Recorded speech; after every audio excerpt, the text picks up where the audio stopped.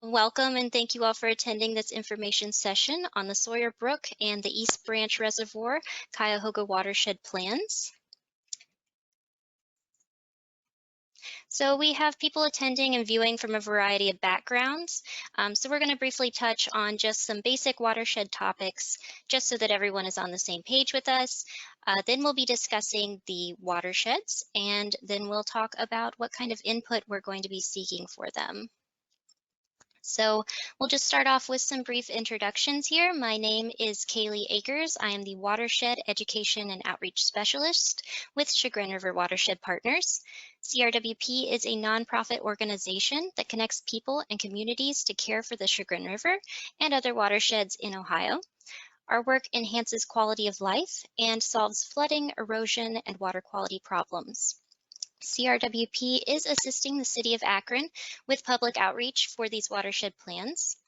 And our assistance is funded in part through an Ohio Environmental Protection Agency Section 319 grant, supporting the Central Lake Erie Basin Collaborative. The Basin is a network of organizations and initiatives that work together to protect and restore natural areas and promote stormwater solutions for a healthy Lake Erie, local streams, and tributaries. I'll turn it over to Megan and Mike with the City of Akron for an introduction. My name is Megan Smith. I am a water protection specialist with the City of Akron Water Supply Bureau. So is Mike. I'm Mike Toth. I'm a water protection specialist as well with the Akron Watershed Department. We manage a lot of the water up here in the upper Cuyahoga River for water quality and drinking water for the City of Akron. I will introduce a little more of what we do in our section, which covers these specific to HUC 12. We'll introduce the city and our program. All right, thank you, Mike and Megan. Pam, would you like to do an introduction of yourself and NOACA? So my name is Pamela Davis. I work with the Northeast Ohio Areawide Coordinating Agency, or NOACA. We're a regional transportation and planning organization. We have responsibilities under the Ohio, with Ohio EPA to undertake area-wide water quality planning efforts. So under some funding under the Clean Water Act, it's called Section 604B of the Clean Water Act, we get money that's passed through from the feds to the state, through state Ohio EPA, to support watershed planning efforts in the 5 counties around the city of Cleveland. So our agency covers Cuyahoga, Lake, Lorraine, Geauga, and Medina. And so with this funding, the state has asked our agency to help focus our efforts in the way of planning and technical support on the development of non-point source implementation strategy plans. We're going to talk a little bit more about those in detail. And so as part of our contract work, we are providing planning and mapping technical support for the upper Cuyahoga River Basin and the watersheds. So we're really kind of trying to reach out into areas of our region that we haven't supported before, mostly in Geauga County. NOACA is currently working on drafting a non-point source plan with Tar Creek, and we have a draft that Ohio EPA is actually reviewed and asked us to revise. And then we've also partnered with the City of Akron to undertake that effort, I should say, and I thank them very much. And then we've actually partnered with the Chagrin River Watershed to help you with today's outreach. NOACA, our work is going to be over the next couple of years focused on providing some support with the Black River watersheds in Lorain County. And these watersheds are moving targets because we now understand that our stakeholders may want to see not necessarily these 3 watersheds of Willow, Quarry, and Black, but they may want to see Western Black River sub watersheds. And so if you want to pull the map up, the next slide, Kaylee, that would be helpful. So you might ask why NOACA is involved. Well, we have this responsibility, and why did we focus on the watersheds, and why are we involved in the upper Cuyahoga?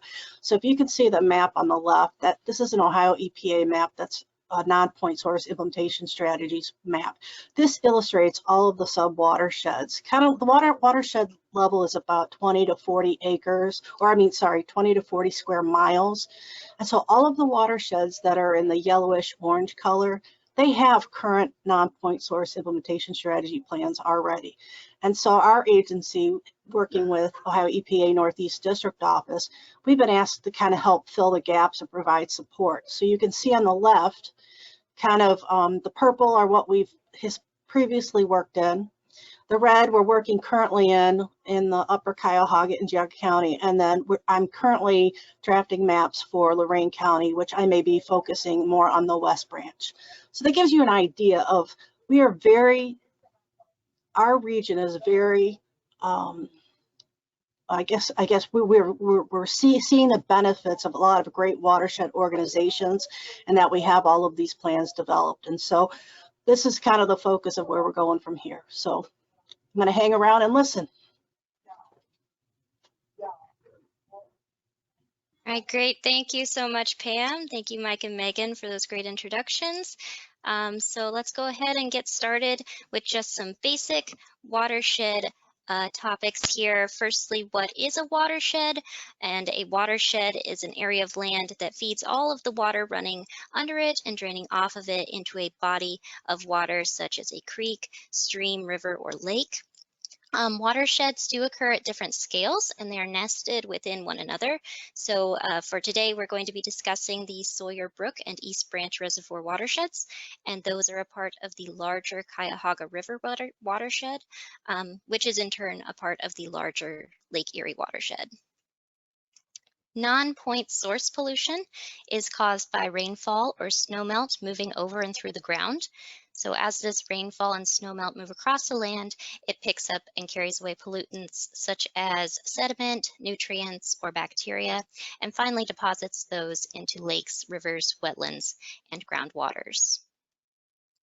Non-point source pollution can include things like excess fertilizers, herbicides, and insecticides from agricultural lands and residential areas, oil and grease and toxic chemicals from urban runoff and energy production, and excess sediment from improperly managed construction sites, crop and forest lands, and eroding stream banks. Non-point source implementation strategy plans, as Pam was talking about earlier, these are also known as 9-element plans or NPSIS plans, as we will be referring to them throughout the presentation, are living strategic watershed planning documents developed to address non-point source pollution.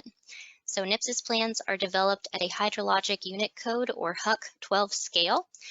These are relatively small geographic areas. You can see on this map here, the East Branch and Sawyer Brook watersheds are highlighted, as well as the other outlines of the other HUC 12s within the Cuyahoga watershed. NPSIS plans must be approved by both the Ohio EPA and the US EPA. NPSIS plans ensure that potentially funded projects are rooted in the best science available, located in areas that will address the worst problems, and that have the administrative, evaluation, and educational components needed to ensure that the water resources will achieve as much long-term benefit as possible.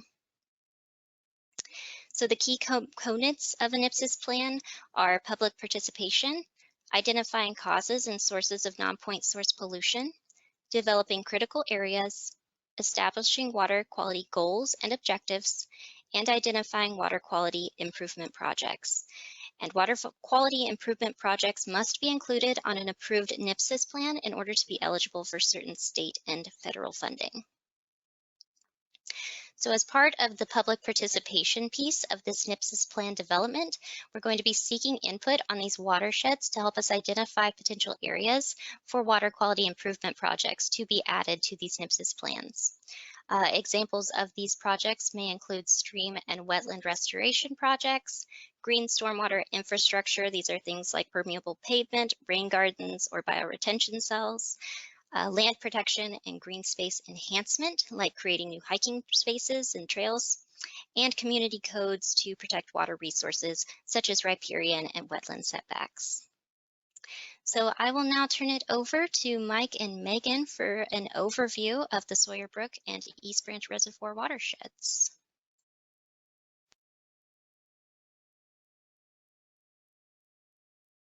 Thanks, Kaylee.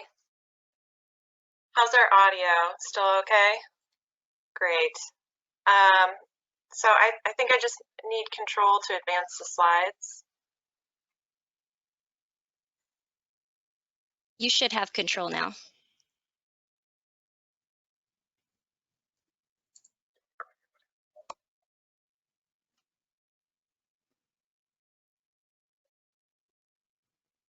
Oh, okay. There we go. I see that cursor now. All right, thank you. All right. All right. So pictured here is this is where our offices are located. This is the water treatment plant for the entire City of Akron distribution system, our one and only plant. It's located just north of Kent. We get our raw water from Lake Rockwell, which is just adjacent to the plant. We process or treat an average of 35 million gallons per day. This provides 300,000 people with clean drinking water. That's not just the City of Akron. We also service some of the surrounding suburbs like Montrose and Streetsboro and Stowe. We also own Ladue and East Branch reservoirs. And these are mostly secondary sources. We don't actually draw from these. We use them to manage the water levels in Lake Rockwell. And a lot, like so many other municipal utilities, our infrastructure is aging, and we are ratepayer funded. And due to a consent decree between the EPA and the City of Akron, we're unable to raise our rates. So as a result, our watershed division, which Mike and I are members of, is partially self-funded. And we also have to make sure that we target our resources appropriately.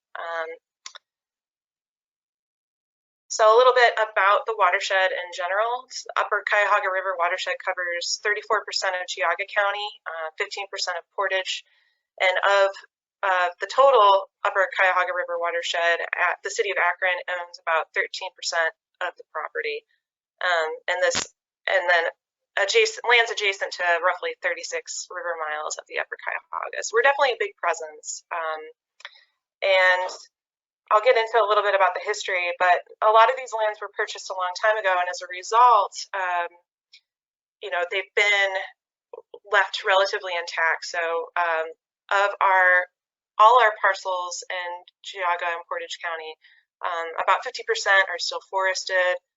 There's about 10% that's used for agriculture, and 13% wetlands. So a lot of conservation just by holding those lands. So how did we come to own all this property? It's kind of a long story. So back in the early 20th century, the City of Akron, in response to a public health issue, began purchasing lands in the Upper Cuyahoga River Watershed. 1914, the dam at Lake Rockwell was constructed, and about a year later, the treatment plant that we currently work out of went online, and that's what's pictured here. A lot of the structure is still there, including this long building here that's our filter room that is still in operation. It's where we're sitting. Yeah, yeah, it's just behind us. So a couple decades later, East Branch Reservoir was added, and then in the 60s, Ladue came along. And a lot of this purchasing happened in hopes that we could create, well, the city could create a massive reservoir, which is what you're looking at in this map here. So down here is Lake Rockwell, and then up here is this dream reservoir that was planned. I mean, it would have been enormous if it had actually been constructed. And in the next slide here, we've got a little bit of a close-up. So the dam would be near Hiram Rapids, and this would go all the way up past Middlefield. Here is Burton Square. It would have covered over 7,500 acres, and would have provided 75 million gallons per day and fresh drinking water. However, only 70% of the land was purchased over those several decades. So it's sort of this legacy that we're working around and trying to take, make the most of, see what we can do. So a little bit more detail about what our watershed division does.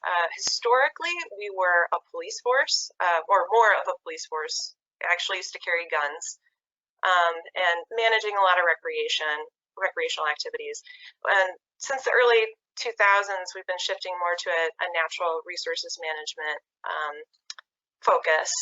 And this sort of began with a 2003 EPA study that established a priority treatment area, a source water protection area. And later on in 2013, this is something that really accelerated our water quality focus. There was a cryptosporidium detection in the plant.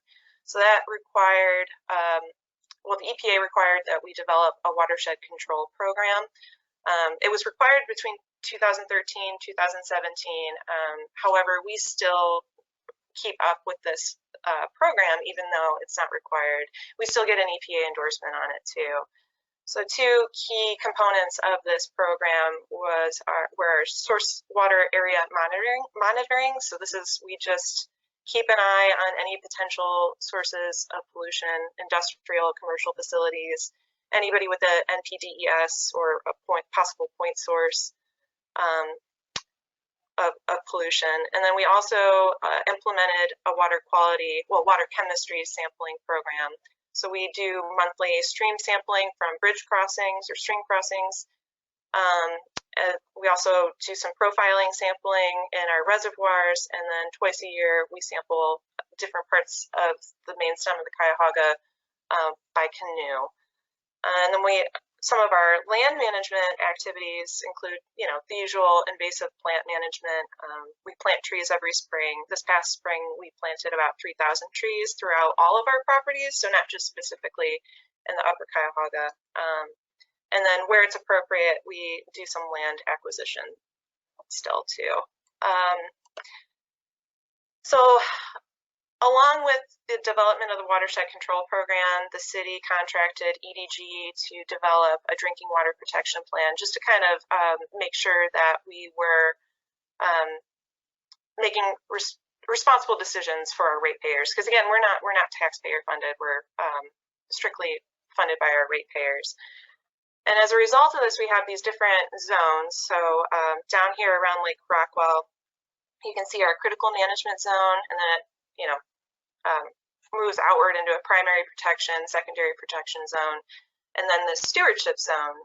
So for Sawyer Brook and East Branch, which is way up here, couldn't fit it all in the map.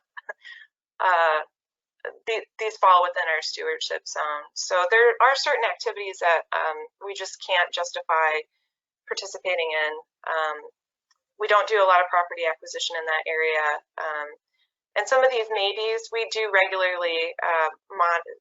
monitoring in both of these hucks and in that stewardship zone. So we have the staff to kind of bend around this a little bit, but like I said, we do what we can. But overall, so the watershed control program was initiated in 2013. This is data from where the Cuyahoga River flows into Lake Rockwell, and you can see that there have been some benefits. So the average annual phosphorus has fallen consistently, and the concentration of suspended solids has also decreased over the years. So all in all, it's working out for the best. So I'm going to hand it over to Mike to introduce these Huck 12s in more detail. Sure. Thank you, everyone. Thank you, Megan. All right. I will delve into these specific Huck 12s. I think in upstream of Lake Rockwell, we had 7 of these Huck 12s. These are the last 2, East Branch and Sawyer Brook, for which we'll write NPSIS plans. We'll focus on these 2 Huck 12s and do a little overview here. So let's start with East Branch. This is the Akron's water supply kind of distribution network here. We have East Branch all the way up in the headwaters. Down here is Lake Ladue, Rockwell. We also own Mogador. It's not used for drinking water. It was built specifically to provide clean water to the rubber industry in Akron back in the 30s. So we'll focus right now on East Branch, way up in the northeast corner here, up in the headwaters first. Okay, so here's a map view of the East Branch Huck 12. East Branch Reservoir being all the way to the south here. This Huck 12 ends right at the dam, at the spillway. This Huck 12 starts way up north here, north of Route 6. The East Branch of the Cuyahoga bubbles out of this little wetland there. Sometimes we go and look at it. It's adorable. It's this little bubbling brook. And this is the main stem of the East Branch where my cursor's tracking down. There's a lot of land up there. A lot of agencies own land up there besides Akron, Geauga Park District, Cleveland Museum, different municipalities. There's a lot of different land ownership in that area. Akron's land, which I will show you on the next slide, we don't have very much. We have East Branch Reservoir is down here, and these are our holdings. This is now focused in on East Branch Reservoir, and these yellow grids are our parcels. So we kind of rely on everyone else to let us know what's going on upstream of this, because this is part of our drinking water system indirectly, so we want it to have the cleanest water possible. So Megan brought up our watershed control program, and her last slide showed we've had a lot of success reducing phosphorus, reducing total suspended solids. How do we do that? Well, this slide starts to show a little bit of what that means for us, what our day-to-day job is in this part of the watershed. And you can see all these little dots and figures. These ones with the exclamation points are what we call our SWAM sites, our source water area monitoring sites.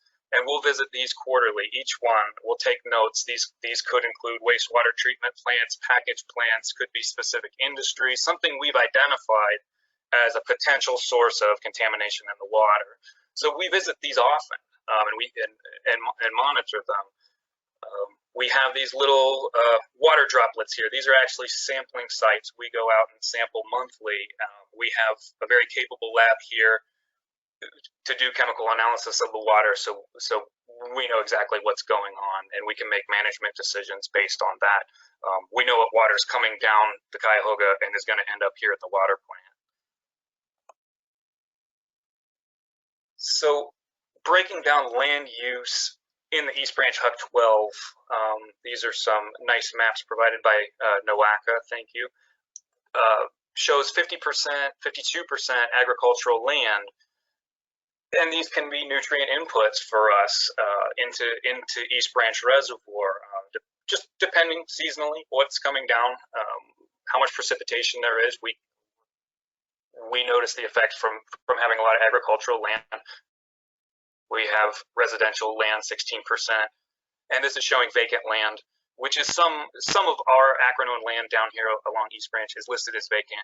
All the blue parcels are government-owned land, so I can see some Geauga Park District land. I can see some Akron watershed lands in here as government lands as well.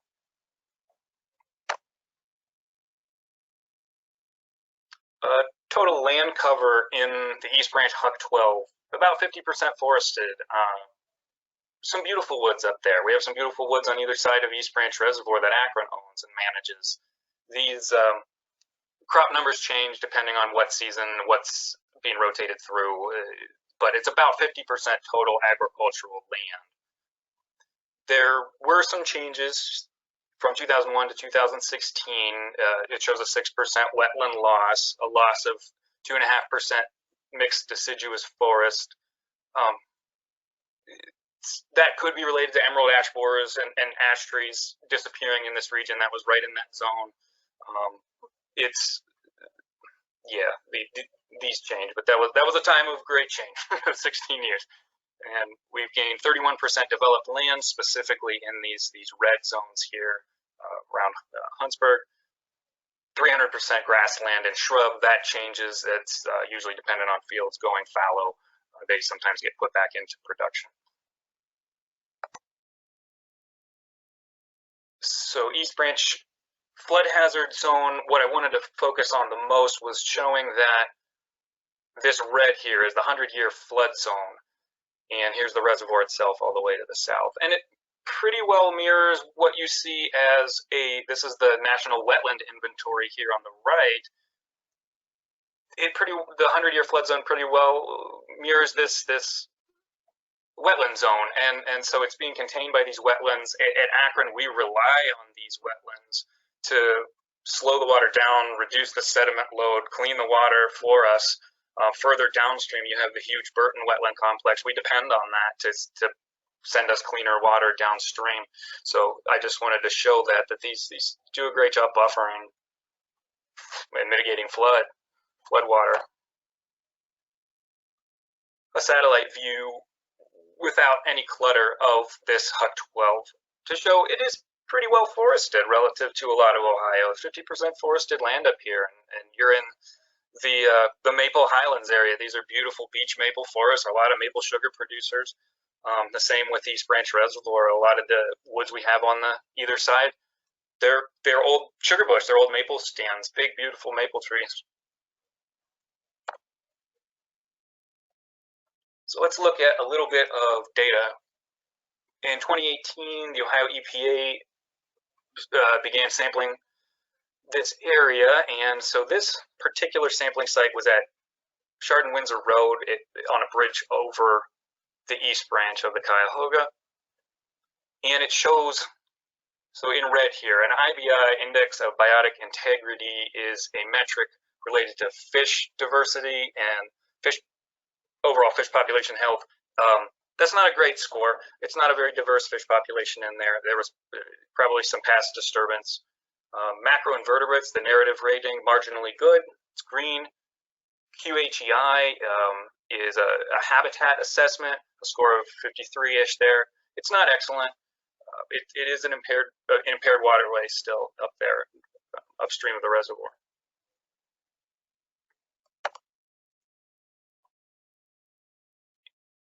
Here's some more data. Let's focus on this top one here, TSS, total suspended solids in the reservoir.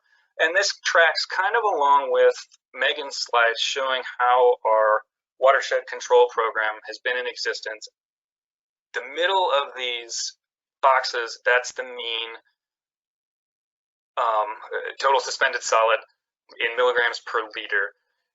And you can see there's a slow downward trend. We're getting less suspended solids in the waterway. We're seeing some better conservation practices being implemented up there. We do have a few outliers. Sometimes those can just be enormous rain events. Just lots of weird sediment shows up in the East Branch, and we capture that in our monthly samplings. Under here we have E. coli in colonies per 100 milliliters. We set what's called an action detection limit. We have one for total suspended solids too. We've just never crossed it. What an action detection limit is for us is kind of what it sounds like. If we exceed that value, we need to take action. We need to investigate further. What's the cause of this impairment? And we have the tools to be able to do that. We can sample where we need to and we do it all the time. So here in 2014, that was before I started at Akron, so I'm not sure why these E. coli numbers were so high in 2014. I know that was the last exceedance of E. coli action detection limit for us. However, this is way up in the watershed. By the time it reaches Lake Rockwell, we usually have much cleaner water, and then it goes through the whole treatment process at the water plant. So it's not something we're overly concerned about. We just keep an eye on it. More data briefly here. You can see this is shot from the dam looking up lake, and you see a whole lot of blue-green algae floating on the surface there. It's real mucky and it smells real bad. So you can see here phycocyanin is a pigment used to measure blue-green algae.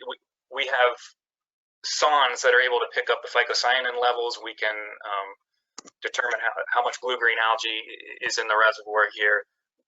Again, the means, a slight downward trend. These are still high values. We get blue-green algae blooms, especially in the summer, especially if it's been really hot, really dry, and we're not getting a lot of water flow through East Branch.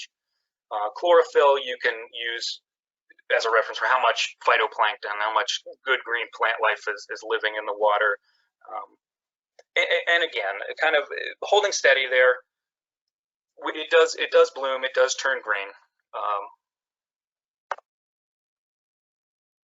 All right, let's move on. So that was covering East Branch Huck 12. Our second Huck 12 we're concerned with is Sawyer Brook. And Sawyer Brook's pretty small. A lot of people haven't heard of it. So here it is. It's just south of East Branch on the east side of the Cuyahoga River. So.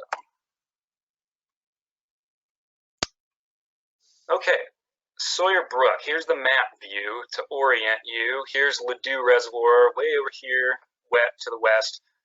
422 running right along there where my cursor is.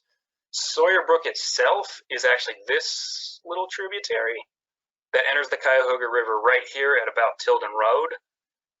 These other tributaries are very, very small. Some of them aren't even named, so you actually can name your own stream. You really can do that. We do it sometimes. So if it's unnamed, you have an opportunity. This one here is called Hester Creek. We named that. The pictures that you see on the side, this was culvert work that was just done last year on Tilden Road. Here's a shot near the culvert of what Sawyer Brook looks like there. It's in its lower reaches. It's very unlike its upper reaches. It's sandy. It changes a lot. It's eroding.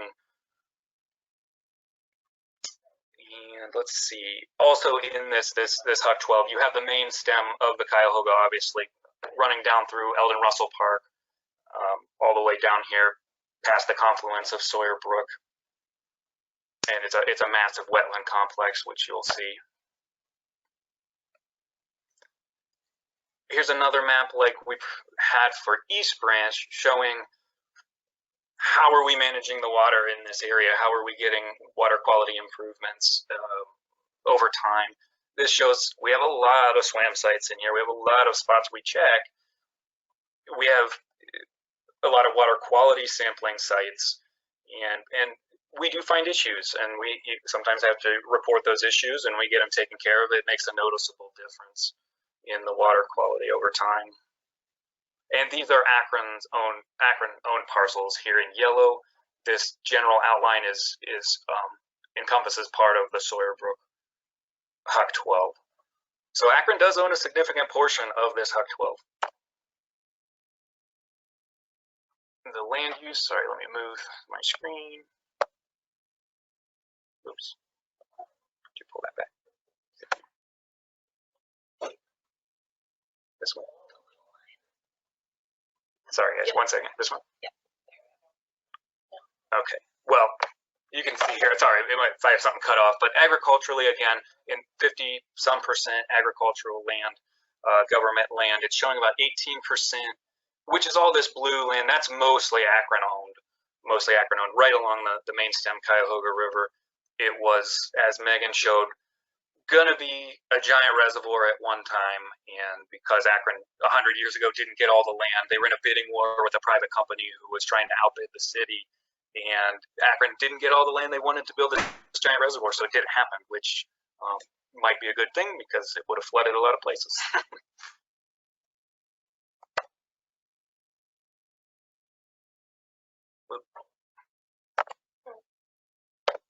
Sorry, there she goes. Okay. All right. Land use in Sawyer Brook, 38% deciduous forest, some beautiful forest in there. There's some sections of old growth. There's tamarack fens. There's gorgeous forest. There's 32% pasture land. It's becoming more highly developed. It looks like that Welshfield area gained some shrubby wetland area. It could be again related to losing some ash trees in the wetlands, reverted them into scrub shrub. We lost some barren land that had turned more into agricultural land. Everything down here in this green, this light green, is wetland, emergent wetland. We have surrounded by scrubby, shrubby wetland. It's high category 3. It's as high category 3 in an ORAM rating. It's as high category 3 wetland as you can get without having special points for it being a bog or a fen. So they rank really high.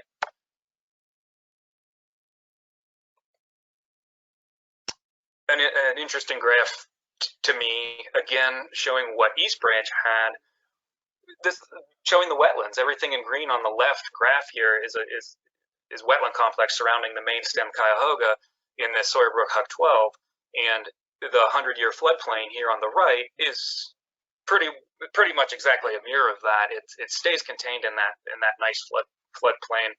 Wetland complex helps to slow down the water, helps to drop sediment out, keeps it clean. Wetlands are the best. And a satellite view of what I've been saying. This same giant wetland complex. We have some more agricultural land. There's some residential land over here to the east, especially Sawyer Brook coming in down here at the southeast. Has a little bit of residential land on it as well.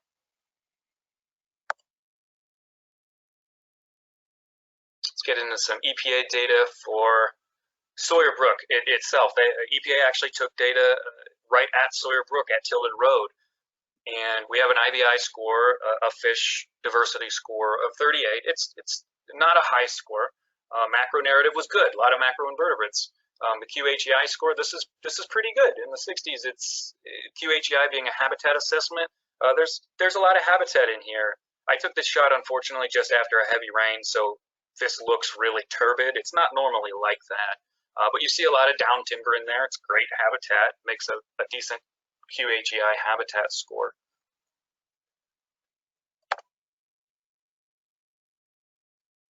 So we have the same total suspended solids. This isn't Sawyer Brook itself. This is actually the Cuyahoga River at 422. This is one of our monthly sampling points. Total suspended solids, again, the means, by and large, staying about the same. Not too bad, pretty good. It's not anywhere near our action detection limit, so we haven't really had to worry about that.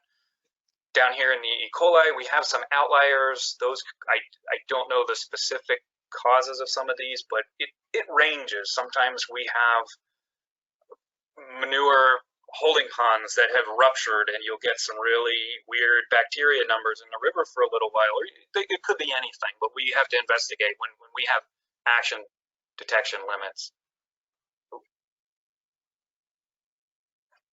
Oh, and I did want to mention, thank you, Pam, that this is a designated state scenic river along here now, and we've been working, a lot of agencies have been working closely with the Scenic Rivers program to make scenic river launches. It's a wonderful program. Akron has several. I know Geauga Parks has some. It's a wonderful program. It's very popular too. This section of river specifically is really popular. If you're ever at Eldon Russell Park, it's you see a lot of people launch their canoes and kayaks and take out somewhere around Iron Horse down to 422.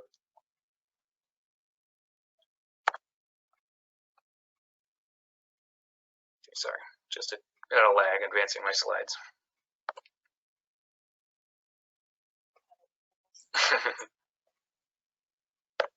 Okay, oops, sorry, I went too far, going back. Okay, that actually was it. Nice picture here. This is actually right near where Sawyer Brook joins the Cuyahoga River. Beautiful, pristine swamp forest in there. It's gorgeous. It's part of that high category 3 wetland complex I'm talking about. That pretty much sums up what we see of those Huck 12s. And as far as our SWAM sites, our source water monitoring, so we're really interested in what everyone else sees. There's a lot more tributaries up there that we don't know about, and what projects do you have in mind? And so I really appreciate NOACA and Chagrin River Watershed Partners helping us put this together, or putting it together for us to help gather this input. It's really valuable to us for developing these NPSIS plans. So thank you. Great, that was great. Thank you, Mike and Megan. Very excellent presentation. If you have any questions, again, feel free to type them into the question box on the side of your screen. I'm not seeing any questions at the moment, but we'll leave some time at the end if there are any questions that pop up. So All right, so let's talk about some of this input that we're going to be requesting from you all. So we have developed surveys to help gather information to help us identify these potential water quality projects within these watersheds. These surveys will ask you questions that'll help identify areas with street flooding, stream bank erosion, invasive species or tree pests, areas where we can enhance green space or recreation, and areas where there could be wildlife habitat protection or restoration. So also we are looking for data, if you have any, that may be useful for the development of these NPSIS plans. You can submit those along with your surveys. The kind of data that we're looking for may include photos, water quality data, habitat assessments, plant and wildlife surveys, fish and macroinvertebrate sampling, and any kind of flooding information. If you do submit any data, please be sure to include the location and date of the event if applicable. So we have 2 surveys, one for each watershed. They're available as fillable PDFs, and everyone attending will receive those surveys today. You can download and complete them and then save the file as either East Branch _ your last name or Sawyer Brook _ your last name, depending on which survey you've filled out. Once you've completed those surveys, you can send in those along with your data to survey@crwp.org, and we will collect all of those from you.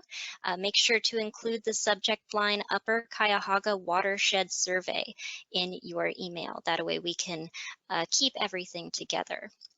The deadline to submit these surveys is going to be January 14th, 2022. All right, so if anyone has any other questions, now would be a great time to enter them.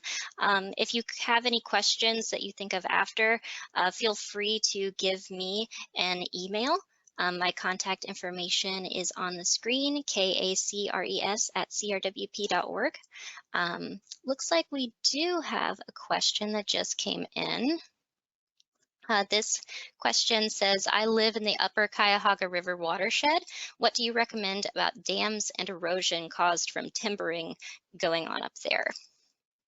Awesome. And I'm sorry, could you, so the question was what to do about this is a resident of the Upper Cuyahoga Watershed, and what to do about the erosion issues caused by?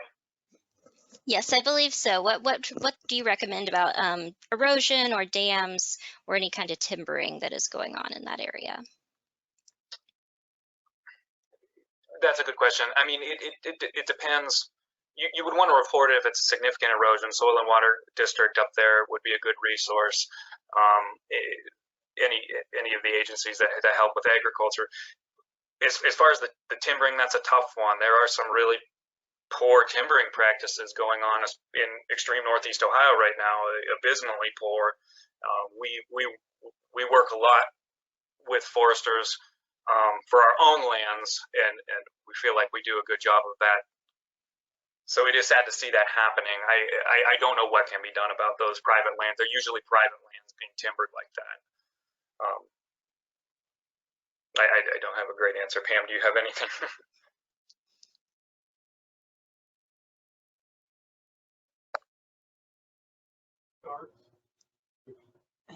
So generally, the best way to control land use is obviously to buy it. So if you can buy it, or you have somebody who might be able to buy the conservation rights to it, you can actually, in some cases, buy the timber rights.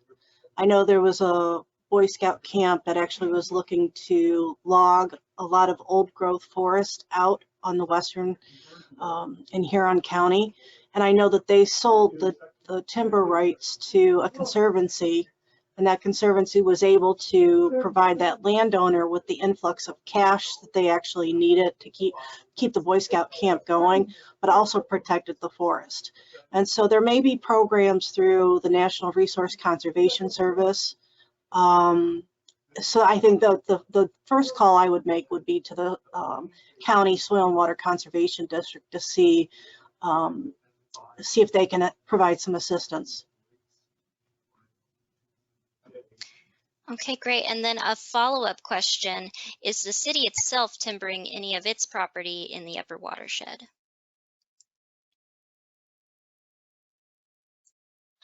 Yes, the city has an active forestry management program, and that's part of how we're self-funded. The city has always operated its own forestry program. It did have a hiatus there for a while when there was no one here to run it. It's been brought back.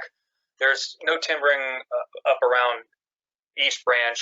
Actually, right there near Sawyer Brook on Tilden Road, we've completed a job last year, a timbering job last year along Tilden Road on Akron-owned land. So there are a couple active sites, but there are 20,000 acres of watershed up there, and these timbering sites are generally fairly small. You don't notice them. So I can't help myself. I teach at CSU part-time, but there's a terminology that I like to talk about with forestry management, and it's multiple use sustained yield. And so we can do lumbering and timbering and forestry to maintain and ensure that our forests are healthy, but also to make sure that we're getting benefits from those resources. And so I mean, I fully support a program that is that conscious, environmentally conscious in that approach.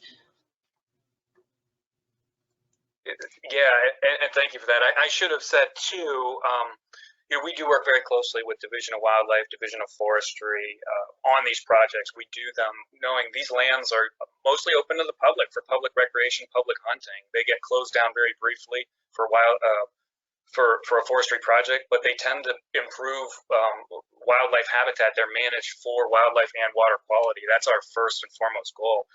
So a lot of these sites are public. You can go visit them. And see what's being done up there. So I think we're pretty proud of them. Okay, great. Another question is there any potential to purchase easements from private property owners along the banks to protect them?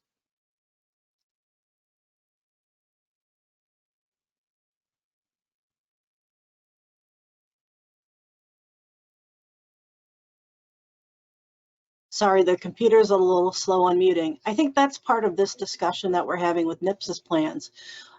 Do you know of sites that have high quality trees that we can maybe think about in the way of putting them on our priority list?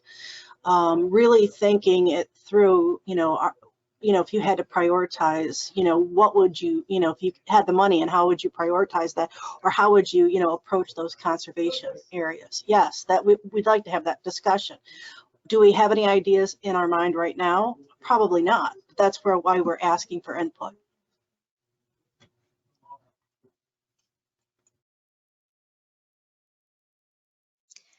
Okay, great. I think that's all of the questions that we have right now. Again, if you think of any other questions after this, please feel free to email me, and I will make sure that Mike and Megan and Pam will see it, and we'll get back to you. Again, we'll be sending out those surveys, so look out for those along with a link to watch this recording. So we want to thank you all for attending this information session. Thank you to our panelists for these excellent presentations, and we would look forward to receiving your input on these plans. Have a great rest of your day. Thank you.